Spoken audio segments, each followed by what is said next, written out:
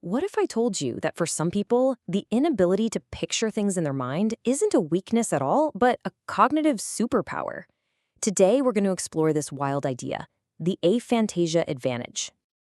Okay, so let's start with a little thought experiment. Just for a second, I want you to try and picture an apple. Right now, in your mind's eye. You got it? Is it red and shiny? Maybe it's a Granny Smith, that vibrant green. Can you see the little stem on top? Okay, hold on to that image.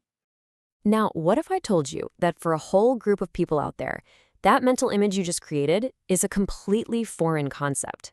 When they try to picture that same apple, they see, well, nothing, just black, an empty space.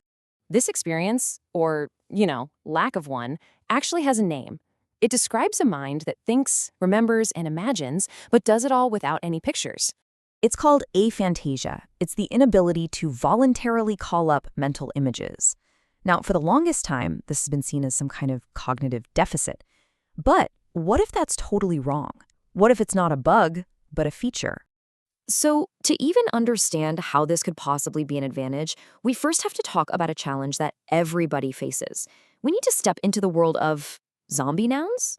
Think about the difference between these two types of words. On one side, you've got concrete nouns, apple, chair, river. You can picture those in a snap, right? Easy. But then, you get these zombie nouns, epistemology, intelligence, justice. Go on, try to form a single, clear mental image for justice. It's pretty much impossible, isn't it? And that's the whole point. Zombie nouns are these abstract ideas that just refuse to be turned into a picture. They are a real challenge for everyone's brain, whether you have aphantasia or not. They just exist as pure concepts. And this is where it all comes together. This is where our two ideas, the mind without pictures and the ideas without pictures, finally connect. So what happens when a brain with aphantasia comes up against a zombie noun? See, for most of us, when we hear a word like justice, our brain immediately starts scrambling around, trying to find a visual shortcut. We might think of a courthouse, or maybe the classic scales of justice. We're trying to cram this huge, abstract concept into one little picture. But here's the problem with that. That picture of the scales, that isn't actually justice. It's just a symbol, a metaphor. The real concept is this huge, messy network of ideas about fairness and law and ethics that you just can't boil down to a single image.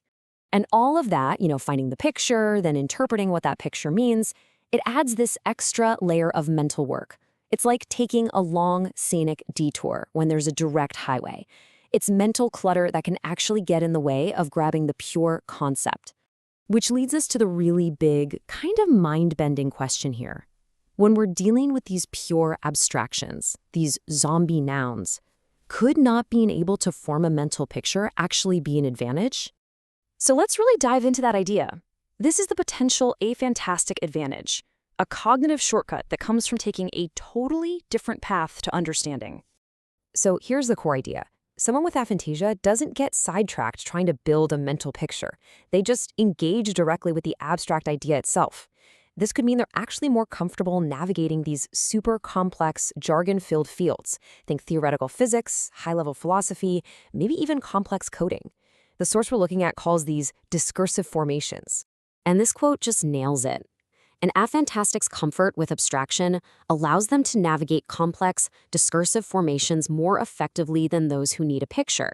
It basically reframes aphantasia not as a problem, but as a cognitive style that's just perfectly suited for certain types of thinking.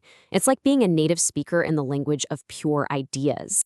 So the big takeaway here is all about cognitive diversity. It means different minds have different strengths. The brain that might struggle to picture a simple sunset could be the exact brain that can effortlessly untangle a complex philosophical argument. One isn't better than the other. They're just different tools for different jobs.